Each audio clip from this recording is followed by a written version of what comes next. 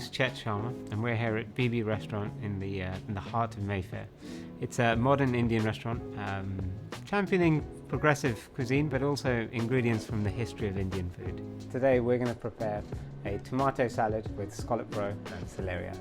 So our next dish is one that my whole team hates, because every time we come to this time of year, you're about to see it's very, very fiddly in the middle of a busy service to get right, but it's one that honestly celebrates tomatoes better than anything else I can imagine, while still remaining true to our Indian heritage. Now, we take a real mix of tomatoes. So these are all from Nutbourne down in Essex, very early in the season, so they still have a lot of firmness, a lot of acidity to them. So we try and balance that with everything else that we dress the dish with. So we take a little smoked tomato, so that's just grilled very, very hard and then left to smoke very lightly, but at a very cold temperature, so that it still remains firm, doesn't cook the tomato. Some beef heart tomato and a couple of different varieties of heirloom tomatoes. Now, this dish is about tomatoes, but also a way of highlighting a vegetable while giving it a background character in the form of prime protein. And so earlier in the year, when we have some amazing scallops, we keep all the roes, we smoke them, salt them, dry them, and then we make a powder with them, which we use to season the whole dish. So we still have that sort of briny seafood flavour going through the dish, but really letting the tomato shine. Now, the key, why this dish is so hard to execute in service, is we cannot slice anything beforehand. The check comes on, that's when you start slicing your tomatoes. As soon as you slice the tomato, as soon as you put it in the fridge, it dies. So it needs to be done all at room temperature to make sure the tomato's got its best chance to represent the true flavour of good tomato. So we're going to take some very odd cuts of tomato.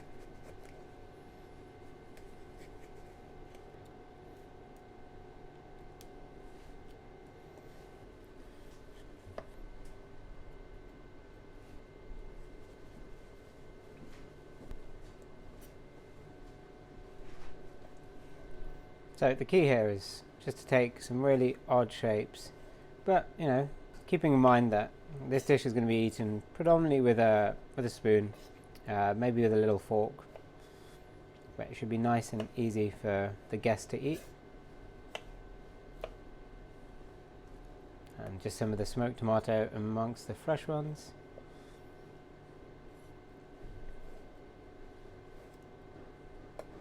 And you can see in the center there it's still nice and uncooked.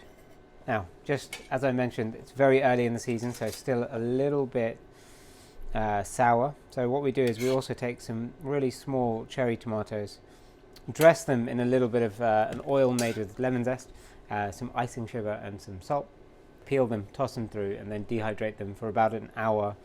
So they're not sun-dried tomatoes fully, but they've definitely shriveled a little bit, and they bring intense bursts of sweetness to the dish as well. I'm going to take all of the raw tomatoes, season them quite generously with Maldon salt. So we tend to use kosher salt for any bases in the restaurant, and then Maldon to finish the dishes off. We're going to take some Indian lemon dressing, so Indian lemon juice with chaat masala, which has lots of roasted cumin, black salt, some dried mint in this one as well, a bit more of that lemon oil, and our secret tomato ingredient, which we'll come back to later in the recipe. And I like to mix it in the oval rather than in a bowl. In a bowl they can kind of get bashed together and it breaks the tomato up. Here you keep the shape a lot nicer of the tomato. Believe it or not, a touch more salt.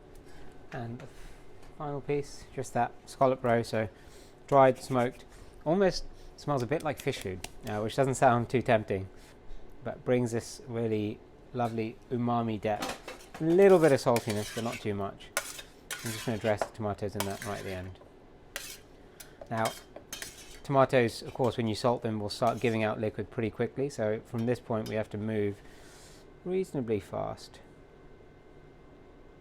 Underneath here I've just got a little bit of a kind of house-made ricotta that we infuse with lots of dried mint and nigella seeds. Now, nigella seeds are probably an unusual one for many people watching, but it's basically the flavor when you think of a naan or an Indian bread. The reason for that is the spicing we use in this is based on a very traditional street food called pav bhaji. Now, pav bhaji, pav means bread, and bhaji means mixed vegetables. And we use that spicing, so to have the bready notes just to bring it full circle. It's a nice touch point for guests who are familiar with the dish from India. Now, there's no actual scallop in this, just the roe, but we do also take a little bit of slow cooked celeriac. Take some really thin slices. And this is just cooked in an oil made with spring onion tops or scallion tops, and it kind of gives you the same sensation as eating a nice raw scallop. So we're just going to dot these around, and these are already seasoned as well. Some of the semi-dried tomatoes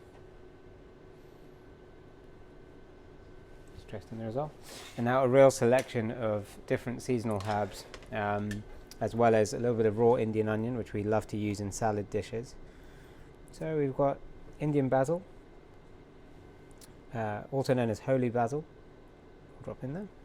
Some apple marigold, also known as Mexican marigold, which has this intensely sweet flavor. It reminds me a bit of pineapples somehow. With some dill and some fennel top. And this has always been the interesting thing about bibi. Many guests would ask, oh, but dill doesn't sound like an Indian herb. It doesn't sound like an ingredient you'd use in India very often. But actually, it's very traditional to use it, especially cooked. We wouldn't have fresh dill. We'd have dill that's been cooked for a very long time. And of course, Indian food needs onions. So some raw onion. And here we use Bombay onions. It's a variety from the west coast of India. Just has this almost tropea-like sweetness to it, so it's not too harsh when you serve it raw. As you can see, we've just iced it a little bit as well. Some pickled chili from last summer.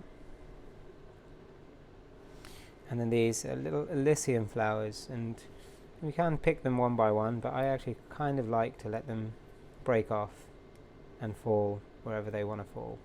We use a few different colours here just for some added brightness, and gives the salad a more of an organic finish as well. Now, I mentioned this magic tomato oil that we use. So there's two parts to this. We've made some tomato water, so taken some tomatoes, hung them for 2 days in the walk-in fridge, and then collected all the juice. And then we just infused that with a little bit of tomato skin to give it some sort of tannic mouthfeel. Sometimes tomato water can be a bit loose. This just gives it a little bit more, as well as some dried seaweed in there and a little bit of dried scallop roe as well. Anyway, so we make the tomato water with all of the pulp that's left. We cook that down with a pav bhaji masala, so lots and lots of spices, something like 21 spices at last count. We cook that for about an hour to get this almost like the oil that you get at the top of a curry when you cook it at home. And this gives it such richness. You don't need a great deal. We've obviously seasoned it a little bit anyway with this earlier on when we dressed the tomatoes. So we take a little bit of the tomato water,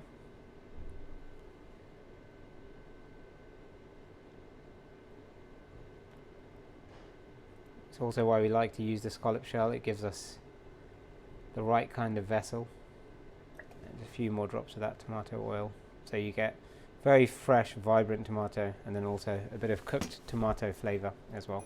And so here's our nut-born tomato with not scallop.